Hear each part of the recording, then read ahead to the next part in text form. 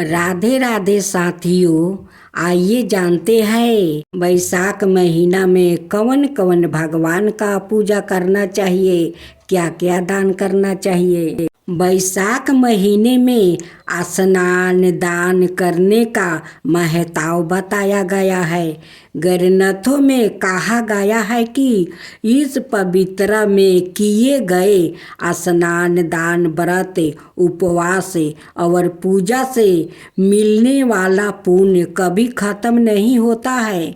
इस पवित्र महीने में भगवान विष्णु के साथ ही पीपल और तुलसी की भी पूजा करनी चाहिए। ऐसा करने से कई यज्ञ करने से जितना पुण्य फल मिलता है जो कभी खत्म नहीं होता है। पीपल में भगवान विष्णु का वास माना जाता है। यही तुलसी को लक्ष्मी जी का रूप माना गया है।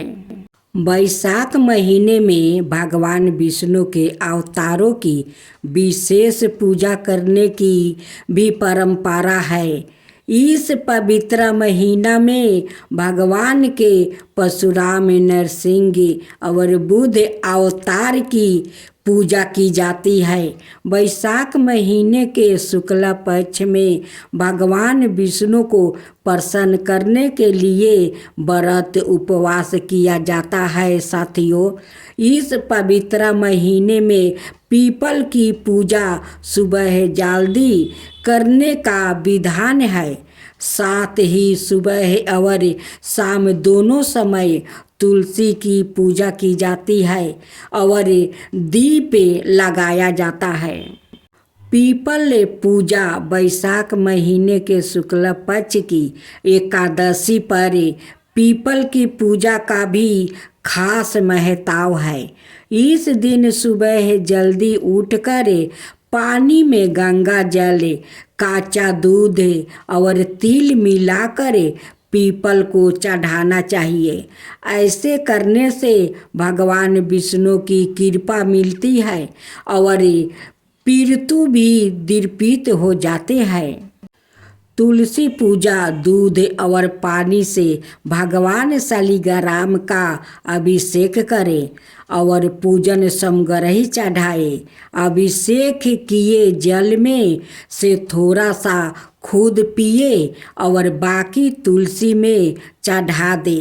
इसके बाद हल्दी, चंदन, कुमकुम, अक्षत, फूल और अनाए पूजन समग्रहियों से तुलसी माता की पूजा करनी चाहिए। जल दान से कई जगों और तीर्थों का फल ग्रंथों में बताया गया है कि वैशाख महीने में तीर्थ स्नान और दान करने से गरीबी से मुक्ति मिलती है। यह भी माना जाता है कि जितना पुण्य हर तरह के दान और कई तीर्थों के दर्शन से मिलता है, उसके बराबर पुण्य वैशाख महीने में जल दान करने से मिल जाता है। इसलिए इस महीने में तुलसी और पीपल को जल चढ़ाना चाहिए। साथियों, साथ ही पानी पिलाकर लोगों की सेवा करनी चाहिए। साथियों, अब आइए हम सब राजा और बंदरिया की कथा सुनेंगे। राधे राधे भक्तजनों, आज आप सुनेंगे वैशाख मास की नहाने और राजा बंदरिया की कहानी। कहानी है एक राजा का जो रोज सुबह उठकर गंगा जी नहाने जाता है। राजा ने सबको यह बोल रखा था कि मेरे से पहले कोई गंगा जी में नहीं नहाएगा। एक बंदरिया थी जो राजा से पहले नहा लेती थी। जब राजा नहाने जाता था तो उसको पानी हिलता हुआ देखता था। जब राजा को इस बात पर शंका हुई, कोई मेरे से पहले नहाता है, तो राजा ने वहाँ पर पहरा बैठा दिया। गंगा किनारे एक पहाड़ी थी जहाँ पर वो बंदरिया बैठी रहती थी। राजा के नहाने से पहले ही वो नहा कर पहाड़ी पर बैठ जाती है। ऐसे ही नहाते नहाते पूरा बैसाख का महीना बीत गया। एक दिन उस बंदरिया को नहाते हुए सिपाहियों ने देख लिया और पकड़कर राजा के पास ले गया। राजा का यह प्रण था कि अगर कोई औरत मेरे से पहले नहाएगी तो उसे विवाह कर लूँगा। राजा ने बंदरिया से विवाह कर लिया। बैसाख नहाने के पुण्य से बंदरिया के गर्भ लाग गया। पूरा 9 महीना होने को आया। तब बंदरिया ने राजा से पूछा कि जब मेरे बच्चा होने का समय आएगा तो मैं क्या करूँगी। तब राजा ने महल में घंटी बंधवा दिया और बोला कि जब तुम्हारे दर्द उठे तो इस घंटी को बजा देना, फिर मैं आकर बंदोबस्त कर दूंगा। राजा के और भी रानियां थी जिनके बच्चा नहीं था। बंदरिया का बच्चा होने वाला है, यह बात उनको जला रही थी। घंटी बंधी हुई देखकर उन्होंने पूछा कि ये घंटी क्यों बांध रखी है। तब बंदरिया ने बोली कि जब मेरे बच्चा होने वाला होगा तब राजा को बुलाने के लिए एक घंटी बांधी है। तब रानियों बोली कि एक बार घंटी बजा कर तो देखो कि राजा आते हैं या नहीं। बंदरिया ने घंटी बजाई और राजा आ गया। जब राजा ने आकर पूछा कि घंटी क्यों बजाई तो बंदरिया बोली कि इन रानियों ने मुझसे कहा था कि एक बार घंटी बजा कर देखो कि राजा जी आते हैं या नहीं। तब राजा ने बोला कि दोबारा ऐसे मत बजाना। थोड़ा दिन बाद जब बंदरिया के बच्चा होने वाला था तो बंदरिया ने खूब घंटी बजाई पर राजा नहीं आया। जब बंदरिया ने रानियों से पूछा कि अब क्या होगा, मैं बच्चे को जन्म कैसे दूंगी। तब रानियों ने बंदरिया से कहा कि आँखों पर तो पट्टी बांध लो और नीचे मुंह करके बैठ गई। बंदरिया की बैसाख नहाने से बहुत सुंदर लड़का हुआ। जब रानियों ने यह देखा कि बहुत सुंदर लड़का हुआ है तो रानियों ने दासी से कहा कि इस बच्चे को नदी में डुबा कर आ जाओ और बंदरिया के पास पत्थर को रख दो और राजा को बोल दो कि बंदरिया के पत्थर हुआ है। राजा ने इस बात को सुनकर अपने मन में संतोष कर लिया कि और रानियों की तरह इसको भी बच्चा कैसे हो सकता है। उधर उस दासी से बच्चा नदी में नहीं फेंकवाया गया। वो उस बच्चे को वहाँ पर काम कर रहे कुम्हार के बर्तन में राख कर आ गई। जब कुम्हारनी ने किसी बच्चे की रोने को आवाज़ सुनी तो उन्होंने वहाँ जाकर देखा तो बच्चा था। तब कुम्हार ने कुम्हारनी से कहा कि भगवान ने हमारी सुन ली है, हमारे बच्चा नहीं है और देखो भगवान ने हमें बच्चा दे दिया है। अगर तू इस बच्चे का पालन पोषण कर सके तो इसे हम अपने घर ले चले। कुम्हारनी राजी हो गई और उन दोनों ने उसको पोषण पालन कर बड़ा कर दिया।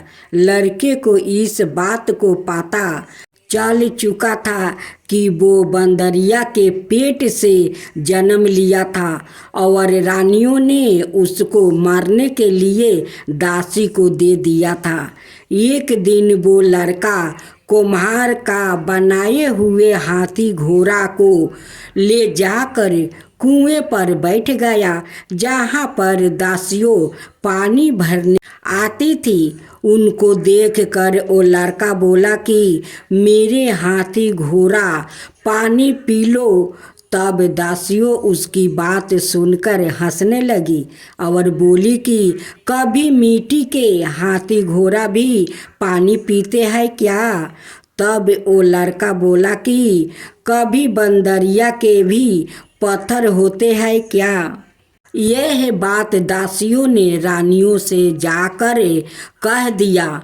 यह बात सुनकर रानियों ने जहर का लड्डू बनाकर कुम्हार के लड़के के लिए भेज दिया।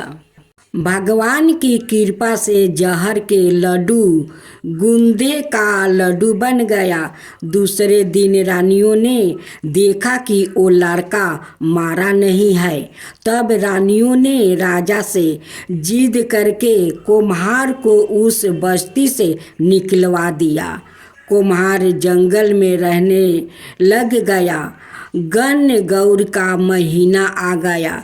कुम्हार का लड़का 101 करवा 101 गोली ले घरों में पानी भर कर बगीचे में जाकर बैठ गया, जहाँ पर राजा के साहूकारों की लड़कियाँ गण गौरी पूजन के लिए मिट्टी ले जाने के लिए आई है।